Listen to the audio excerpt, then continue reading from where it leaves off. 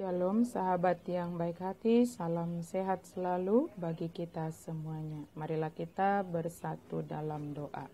Allah Bapa dalam Yesus Kristus, terima kasih untuk berkat-Mu bagi kami. Kami mau merenungkan firman Tuhan, kiranya Tuhan senantiasa memimpin hati dan pikiran kami. Amin. Firman Tuhan bagi kita hari ini dari Roma 8 ayat 28.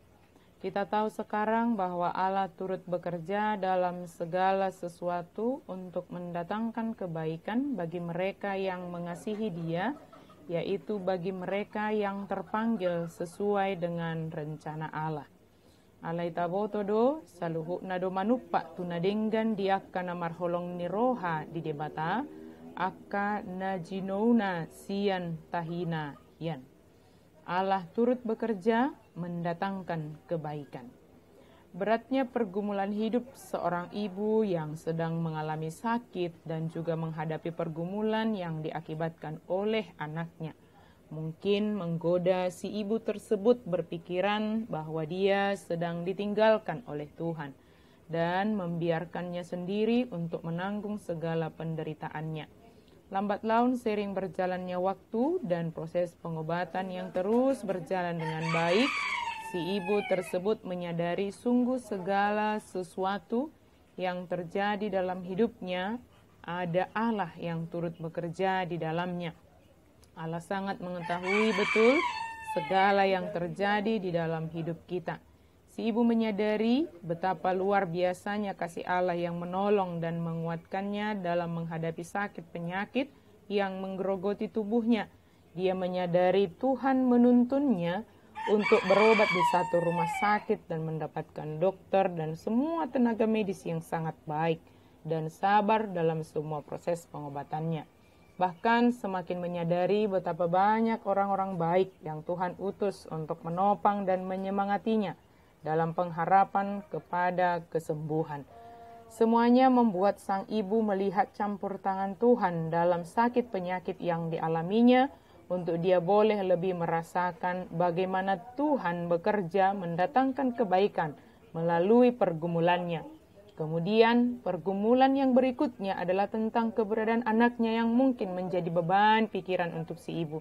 Namun di balik itu juga si ibu menyerahkan kepada Tuhan bahwa Allah juga pasti mengetahui apa yang ada di dalam hati anaknya dan Allah menolong anaknya untuk kembali ke jalan yang benar.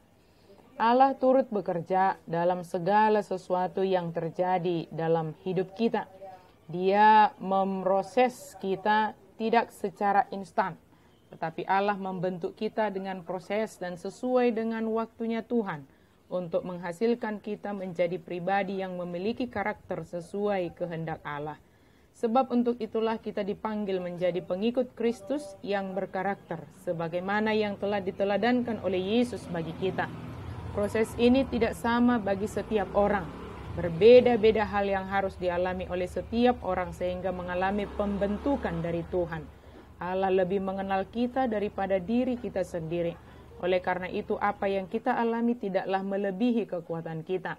Allah turut bekerja dan ada bersama dengan kita menanggung segala suka dan duka yang terjadi dalam hidup kita untuk mendatangkan kebaikan bagi kita. Kemudian bagi siapakah ini akan terjadi? Yaitu bagi yang mengasihi Allah dan yang terpanggil sesuai dengan rencana Allah. Inilah kriteria orang yang mendapatkan segala kebaikan di mana Allah bekerja di dalamnya. Sebagai orang yang percaya kepada Yesus Kristus, kita adalah orang yang mengasihi Allah dengan segenap hati, jiwa, akal, dan kekuatan kita. Kita juga adalah yang terpanggil sesuai dengan rencananya.